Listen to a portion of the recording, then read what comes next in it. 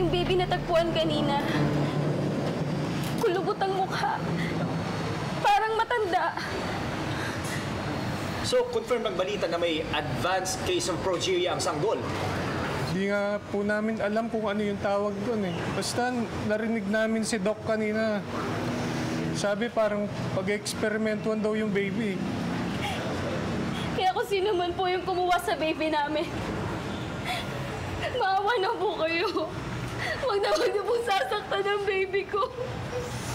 Ang liit-liit pa po niya, kawawa naman siya. Maawa na po kayo. Huwag niyo sasaktan ang baby ko. Excuse me? Isay? Ipeng?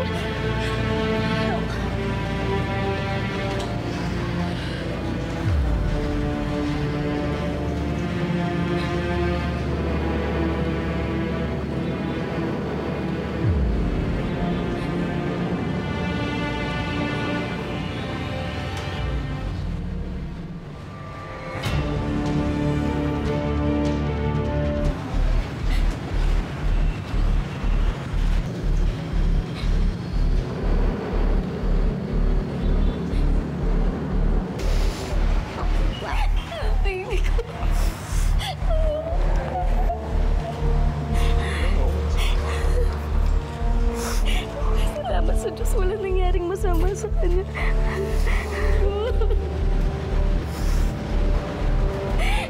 Dok, salamat po. Maraming salamat po. Salamat sa Diyos at wala nangyaring masama sa kanya. Paano na-recover ang baby, Doc? Saan siya nakuha? Sino ang kumidnap sa kanya, ma'am? Nakakuha ng tip yung kuya ko, si Daniel Acosta ng Metropolitan Police Department. Kasama niya ako noong oras na ito. Kanino galing ang tip? Dali. Confidential mo ito. Si alias Robin Hood. Siya ang nagligtas sa baby niyo. Sa kanya kayo dapat magpasalamat. Nakita siya sa isang medical spa. Ang pangalan, House of Aglea. Saan mo matatagpuan itong House of Aglea?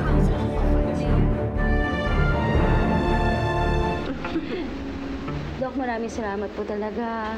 2 beses niyo nang nailigtas si baby. Tumulong na rin si Robin Hood. Dok, nakakaasam po kayo.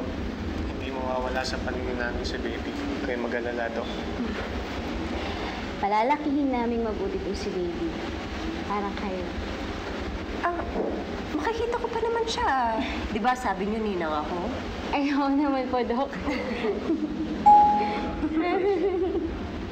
Sorry. Excuse me lang. Ay, pwede po, Dok. Yun na yung baby. Yeah, I know. Nabalik na siya. Yun nga, nakita ko nga sa news eh. Involved na naman si Alice Robin Hood.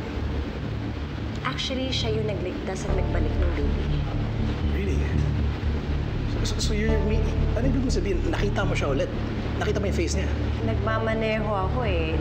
Tsaka tinulungan ko na rin kasi may humahabol sa kanya. And hindi ako nakapagpasalamat sa kanya kasi bigla na lang siya umalis tapos iniwan na lang yung baby. Are you okay? Yeah. Siyempre, nag-aalala ka para sa'yo, diba? Yung ginawa mo yan, you put yourself in danger just to help that Robin Hood. Yeah, wala naman yun eh kumpara sa ginawa niya para kay Isay at Ipeng. Tsaka syempre doon na rin sa mga baby pa na nakidnap.